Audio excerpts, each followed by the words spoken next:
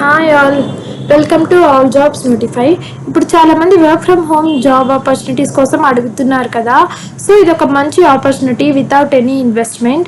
Company name వచ్చేసి check expert. మీ క్రోమ్లోకి వెళ్ళి check expert అని టైప్ చేస్తే చాలు మీకు వస్తుంది. ఆర్ ఎల్స్ నేను లింక్ అనేది మీకు డిస్క్రిప్షన్లో కూడా ప్రొవైడ్ చేస్తాను. వన్స్ మీరు ఓపెన్ చేశాక మీకు ఇలా అనేది వస్తుంది డిస్ప్లే. మీరు ఇక్కడ మీ మెయిల్ ఇచ్చి మీరు సబ్మిట్ కొట్టారంటే మీకు మెయిల్ వస్తుంది. మీకు మెయిల్ వచ్చాక మీరు జస్ట్ పాస్వర్డ్ క్రియేట్ చేసుకొని సైన్ ఇన్ ఆప్షన్ ఉంటుంది కదా, సైన్ ఇన్ అవ్వండి. ఆల్రెడీ నాకు అకౌంట్ ఉంది కాబట్టి ఈ సైన్ ఇన్లోనే ఉంది. మీకు మెయిల్ వచ్చాక మీరు పాస్వర్డ్ క్రియేట్ చేసుకొని సైన్ ఇన్ అవ్వండి. వన్స్ మనకి వర్క్ ఎలా ఉంటుంది ఏంటి అనేది ఒకసారి నేను ఎక్స్ప్లెయిన్ చేస్తాను. ఫస్ట్ మీరు సైన్ అప్ అవ్వాలి అంటే మీ మెయిల్ ఇచ్చి మీ పాస్వర్డ్ ఇచ్చి సైన్ అప్ అయిన తర్వాత మీరు సైన్ ఇన్ ఇవ్వాలి. ఇది రిజిస్ట్రేషన్ ప్రాసెస్. ఆన్లైన్ స్క్రీనింగ్ అంటే మీకు 2 టెస్ట్స్ ఉంటాయన్నమాట. ఒకటి మీరు ఏ సబ్జెక్ట్ అనేది తీసుకుంటారో ఆ సబ్జెక్ట్ మీద ఒక టెస్ట్ ఉంటుంది, అండ్ అలానే ఇంకోటి గైడ్ లైన్స్ టెస్ట్ అనేది ఉంటుంది అనమాట. తర్వాత వెరిఫికేషన్ అంటే మీ బ్యాంక్ డీటెయిల్స్, మీ ఆధార్ ఆర్ పాన్ కార్డ్ అనేది వెరిఫై అవుతుంది. ఆఫ్టర్ దట్ స్టార్ట్ ఆథరైజింగ్ అంటే తర్వాత మీ వర్క్ అనేది మీరు స్టార్ట్ చేయొచ్చు అనమాట. ఈ 4 స్టెప్స్ కంప్లీట్ అయ్యాక మీకు ఆ జాబ్ గురించి పూర్తిగా డీటెయిల్స్ అనేవి తెలిసిపోతాయి. అప్పుడు మీకు వర్క్ కూడా చాలా ఈజీగా ఉంటుంది. వర్క్ ఏం లేదు, చాలా సింపుల్గా ఉంటుంది. మీరు జస్ట్ స్టూడెంట్స్ అడిగే క్వశ్చన్కి మీరు ఆన్సర్స్ అనేవి ప్రిపేర్ చేసి ఇవ్వాలి. అలా ప్రిపేర్ చేసి మీరు డైలీ ఒక 500 to 1000 అనేది ఎర్న్ చేసుకోవచ్చు.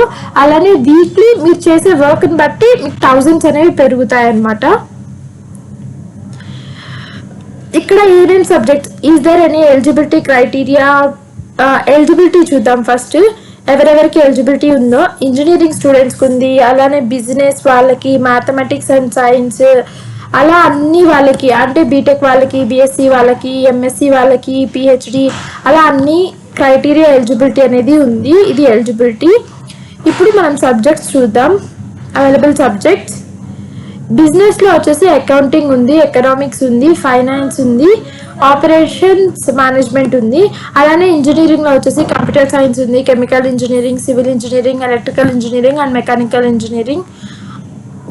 ఇంజనీరింగ్ వాళ్ళకి ఇది, బిజినెస్ వాళ్ళకి అది ఉంది. సబ్జెక్ట్స్ మీకు ఏ సబ్జెక్ట్ మీద ఎక్కువ గ్రిప్ ఉంటుందో ఆ సబ్జెక్ట్ అనేది మీరు చూస్ చేసుకోండి. ఇక్కడ వచ్చేసి మీరు ఏమైనా ఫీ పే చేయాలా ఫస్ట్ రిజిస్ట్రేషన్కి అనేది చూడొచ్చు. No, we don't charges any fee అనమాట.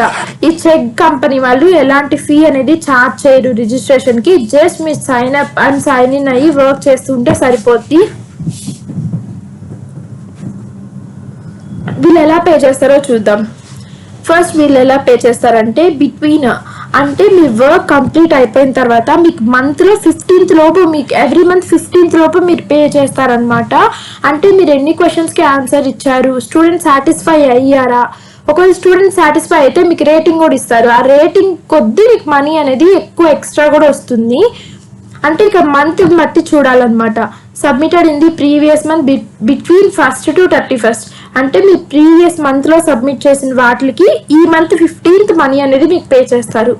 అలానే ఇక్కడ submitted or expert between 1st to 13th April అంటే మీరు అది ప్రీవియస్ మంత్ కంప్లీట్ చేసిన వర్క్కి నెక్స్ట్ మంత్లో పే చేస్తారు. అలా ప్రీవియస్ దానికి నెక్స్ట్ అలా పే చేసుకుంటా వస్తారనమాట. వాళ్ళు ఒకసారి చెక్ కూడా చేస్తారనమాట. అంటే మీ ఆన్సర్స్ ChatGPTకి రిలేటెడ్ ఉన్నాయా లేదా. సో మీరు అవంతా చూసుకొని బాగా వర్క్ చేశారంటే బాగా ఎర్న్ చేసుకోవచ్చు. ఇప్పుడు నేను ఒకసారి ప్రాసెస్ చూపిస్తాను. ఇక్కడ టర్మ్స్ అండ్ కండిషన్స్ ఉంటాయి, ఒకసారి చెక్ చేసుకోండి. మీరు సైన్ ఇన్ అయిన తర్వాత మీ పేజ్ అనేది ఇలా డిస్ప్లే అవుతుంది. After that me terms and conditions అనేవి ఇలా ఉంటాయి, ఒకసారి చెక్ చేసుకోండి. ఇది రిజిస్ట్రేషన్ ప్రాసెస్. నేను స్టెప్ బై స్టెప్ ఎక్స్ప్లెయిన్ చేస్తాను ఎలా రిజిస్టర్ అవ్వాలి ఏంటి అనేసి. ఆల్రెడీ నేను రిజిస్టర్ అయ్యాను కాబట్టి ఇది ఇలా చూపిస్తుంది. ఆఫ్టర్ రిజిస్ట్రేషన్ మీకు ఇలా వస్తుంది అనమాట. మీరు ఏ సబ్జెక్ట్ సెలెక్ట్ చేసుకుంటే ఆ సబ్జెక్ట్ అనేది మీకు ఇక్కడ వస్తుంది. మీరు సపోజ్ కంప్యూటర్ సైన్స్ సెలెక్ట్ చేసుకున్నారంటే ఇక్కడ మీకు సెలెక్ట్ సబ్జెక్ట్ నొక్కగానే కంప్యూటర్ సైన్స్ వస్తుంది. నెక్స్ట్ మీరు టెస్ట్ అనేది మీ మెయిల్కి లింక్ వస్తుంది అనమాట. మీరు టెస్ట్ అనేది రాయాలి. అలానే మీకు గైడ్ లైన్స్ టెస్ట్ ఉంటుంది. అంటే ఫస్ట్ వచ్చేసి మీకు ఏ సబ్జెక్ట్ సెలెక్ట్ చేసుకున్నారు, కంప్యూటర్ సైన్స్ మీద మీకు ఒక టెస్ట్ ఉంటుంది. After that guide lines test అంటే మీకు ఒక PDF అనేది ఉంటుంది. నేను మీకు ఫార్వర్డ్ చేస్తాను ఇన్ కేస్ ఎవరికైనా కావాలంటే. ఆఫ్టర్ దట్ ఈ 2 టెస్ట్ మీరు క్వాలిఫై అయ్యారంటే నెక్స్ట్ వెరిఫై యువర్ సెల్ఫ్, అంటే మీ బ్యాంక్ డీటెయిల్స్ అన్నా పాన్ కార్డ్ అన్నా అవి వెరిఫై చేశారు అంటే మీకు నెక్స్ట్ డే నుంచి వర్క్ అనేది స్టార్ట్ అయిపోతుంది. అలా మీరు ఎండ్ చేసుకోవచ్చు. ఇక్కడ ఏంటంటే టెస్ట్ ఇన్ కేస్ ఒకసారి టెస్ట్ అనేది ఫెయిల్ అయ్యారు అంటే మీకు సెకండ్ ఛాన్స్ అనేది ఉంటుంది. సెకండ్ టైం అటెంప్ట్ చేసన్నా మీరు పాస్ అవ్వచ్చు.